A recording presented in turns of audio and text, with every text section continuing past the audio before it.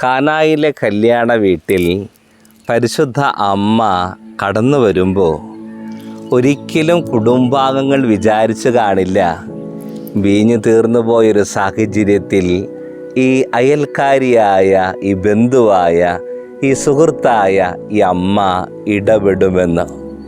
വീഞ്ഞുപോയ നിമിഷങ്ങളിൽ ആളുകൾ അങ്ങോട്ടും ഇങ്ങോട്ടുമൊക്കെ ഇല്ലാത്തതിനെക്കുറിച്ചും തീർന്നു പോയതിനെക്കുറിച്ചൊക്കെ ആംഗ്യ ഭാഷയിലും സംസാരത്തിലൊക്കെ അങ്ങോട്ടും ഇങ്ങോട്ടും പറയുമ്പോൾ ഇനി എന്ത് ചെയ്യണമെന്ന് അറിയാതെ നിൽക്കുന്നവരുടെ ജീവിതങ്ങളിലേക്ക് കൽഭരണികളെ നന്മകൾ കൊണ്ട് നിറച്ച അമ്മ പിന്നെ മകനോട് പറയുകയാണ് അവർക്ക് വീഞ്ഞില്ല.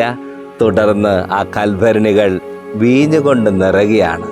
പരിശുദ്ധ അമ്മയുടെ നന്മകൾ കൊണ്ടാണ് ആദ്യം കാനായിലെ കൽഭരണി നിറയുന്നത്. ദൈവത്തിൻ്റെ ഇടപെടലുകൾക്ക് വേണ്ടി അമ്മ തൻ്റെ ജീവിതത്തിൻ്റെ നന്മ ഒഴുക്കുകയായിരുന്നു.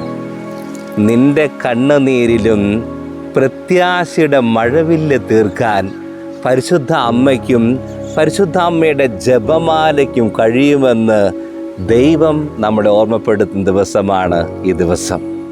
നിൻ്റെ ജീവിതത്തിൽ ഏതൊക്കെ മേഖലകളിലാണോ തകർന്നു പോയെന്ന് നമ്മൾ ചിന്തിക്കുക.